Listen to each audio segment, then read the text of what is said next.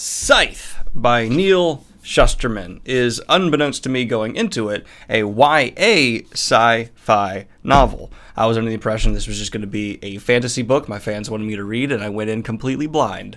Big surprise to me, but I actually kind of like that. It really quickly, within the first few paragraphs, became apparent that no, this is actually going to be a story taking place in the dystopian future, where death has been solved, there is no more natural death, and instead there are a group of people called Scythes who go around just killing, just keeping the population under control, just murdering. And I was initially very surprised with how much I enjoyed this book. I liked the setup, the characterization to start with, and several other aspects, especially around the world building. The premise alone of having these people whose jobs it is to maintain order through murder, organized legal murder, is quite fascinating. They don't call it that in the book. In fact, they don't even have a word for murder anymore. They call it gleaming. And I'd go ahead and say until up about the halfway point, my praises for this book were going to be fairly high.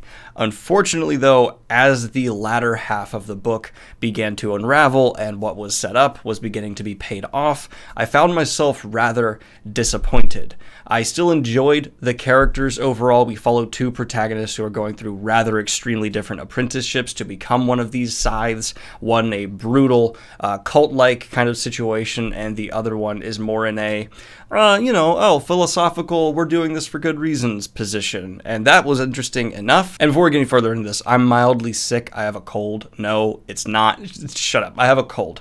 And so if you tell I'm a little bit more lackluster than usual, I'm sorry. But what really started to bug me as I got into the latter half of the book was how pretty much any time I started questioning the lore that was built, there became rather apparent problems with the premises being set forth. On top of that, a lot of the more bold decisions by the author earlier on in the story were basically undone as we got further into it. In fact, one of my least favorite tropes of all time occurs in this story, which immediately made me just kind of go, oh, wait, what? Why would he do? That makes no sense. No, this person, and it just breaks my immersion in the story when a character who is set up a certain way commits an action that, one, fundamentally goes against their character, two, is just clearly a plot convenience to set more events into motion, and three, really undoes stakes. Shows me that the author maybe isn't willing to make these bolder decisions, and with this secondary overarching threat that looms throughout this book that's set up early on, I pretty much just kind of went, oh, that's going to evolve itself really nice and neatly, isn't it? And without getting into spoilers,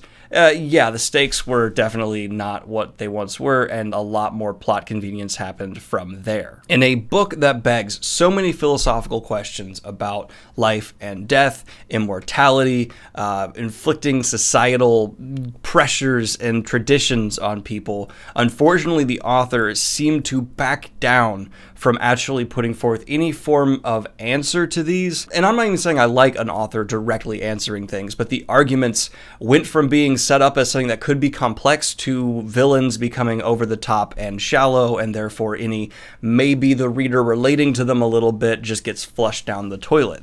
I was really disappointed by that. This book sets itself up so well to be something interesting, to be something different, to be something really great, especially for YA. That's not meant as a shot at YA. The subgenre has its problems. There are stereotypes around YA occasionally for a reason, but the latter half of this book just was like taking the tower that was built and just removing structural fundamental things that got me to the high heights where eventually it all came collapsing down. Now that seems extremely negative, and I want to go ahead and say, well, look at the background here. These are still pretty positive colors, because I think there's still going to be a ton of people who still really love this.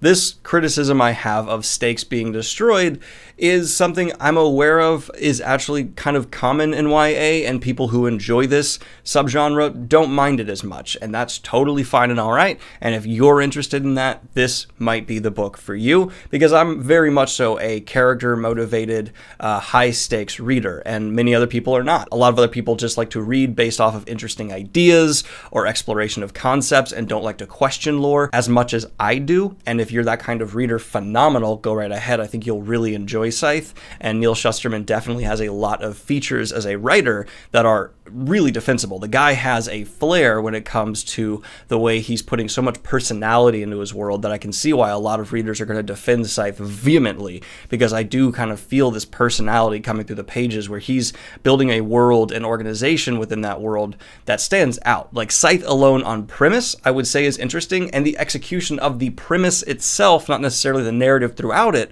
was really interesting. Like, the Scythes as a group were very dynamic, and there's a lot happening there that was the most intriguing part of the story for me. Unfortunately, the story just falls apart when it comes to what's happening with the characters in the narrative and the rising of stakes that is then drastically undercut. That's really my problem with Scythe here. And this is a little bit disappointing, but not entirely, because it is another you guys voted for me to read this in the Discord server pick, but I don't want you to think that I'm upset that I read this. I actually, again, enjoyed Scythe, and I enjoyed elements of it enough to recommend to quite a few people I know. I know readers who this will be fantastic for. People whose specific tastes I do respect, I just know are quite different than my own. And I do want to commend the author himself, Neal Schusterman, for being able to craft, and actually a rather short book. This is something you can burn through in a weekend, no problem.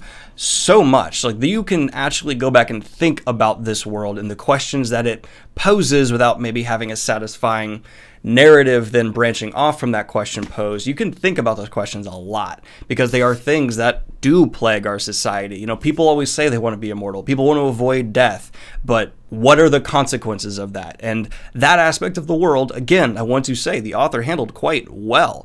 This book does dive deep into the ramifications of a society that doesn't have to commonly deal with death, and the only time death occurs is when this organization comes and gleams someone. So I'm going to go ahead and venture into spoilers here. If Scythe, after what I've said, seems something like you're going to want to pick up, go ahead and check out that link in the description to go to buy it, because especially people who are typical YA readers, I think will really enjoy this. As someone who's more of the epic fantasy fan, there's just some problems that stand out that once I kind of really started digging in, I was able to see coming and occurred. But let's go ahead and jump into spoilers, shall we?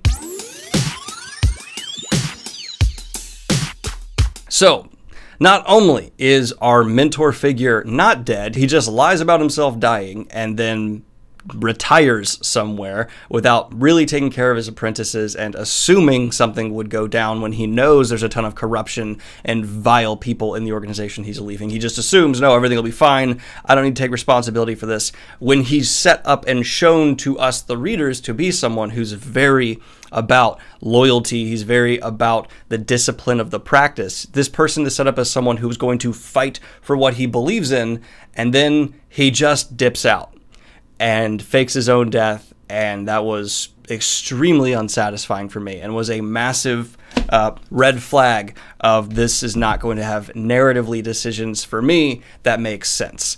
Continuing on from there, I think I actually really enjoyed the journeys apart from each other from these two apprentices. I like how they develop and are changed by their environments. I like the influences on them and the manipulations, but with the real stakes of the story supposed to be their big fight at the end, as soon as it's shown that, like, oh, he's not actually dead, and even before that, a couple little decisions, I had a suspicion they're going to get out of it in some kind of not exactly believable way, and that's exactly what occurred, right? Citra and Rowan are not actually going to be forced to kill each other, and that became something I inevitably was like, well, this isn't going to be what happens here. And I'm going to be honest, again, not meant to be a shot at YA. That's obviously going to happen as soon as I figured out, oh, this is YA I'm reading, which is, again, like, I understand that YA isn't necessarily a solid genre. It is largely a marketing gimmick to help sell more books, but there are definitely requirements to have this marketing label put on your story, and not having an ending where one of the children murders one of the other children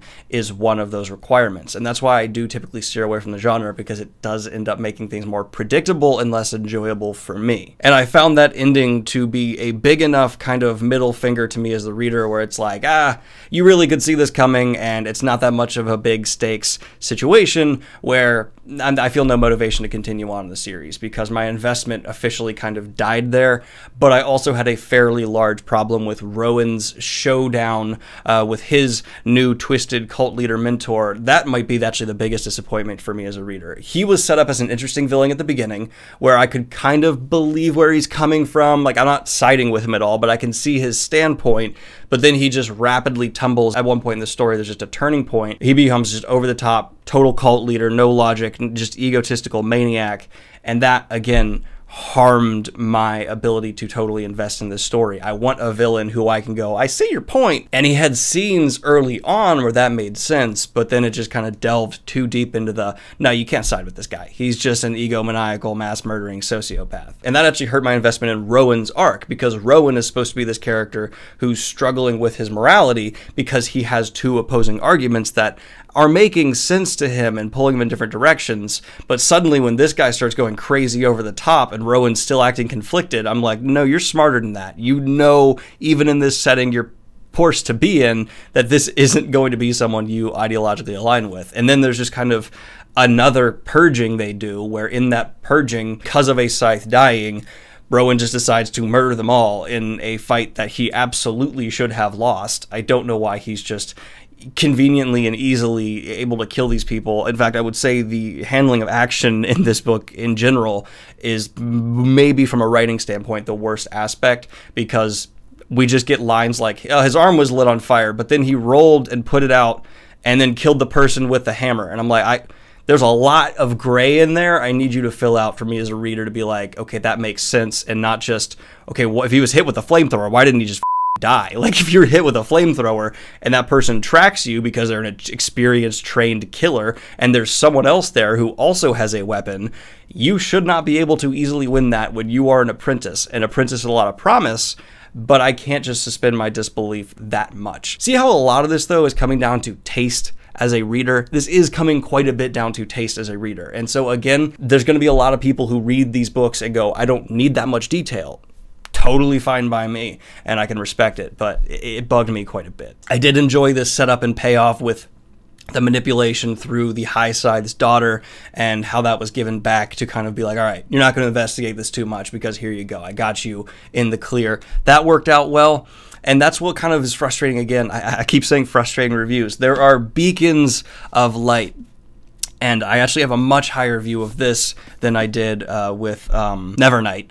But overall, again, this one's not going to be one that's going to be on my must-read list in any way, shape, or form. Just on I know a lot of people are going to like this list. But those are my spoilery thoughts on Scythe. Great setup, good moments throughout. Overall, though, undercut so drastically by narrative decisions that I can't say I loved it. I enjoyed the ride fine enough, though. But anyway, let me know what you think of Scythe in the comments down below. Did you love it? Did you hate it? Let me know what you'd like to see me review next as well. There's a Discord server full of people sitting votes in, and I'm getting through them quicker than I thought, honestly. I have 2 more reviews I want to get out within the next week of books I've finished that are on that list. So we're burning through. We're making progress. Heck yeah. Have a good one, y'all. Peace.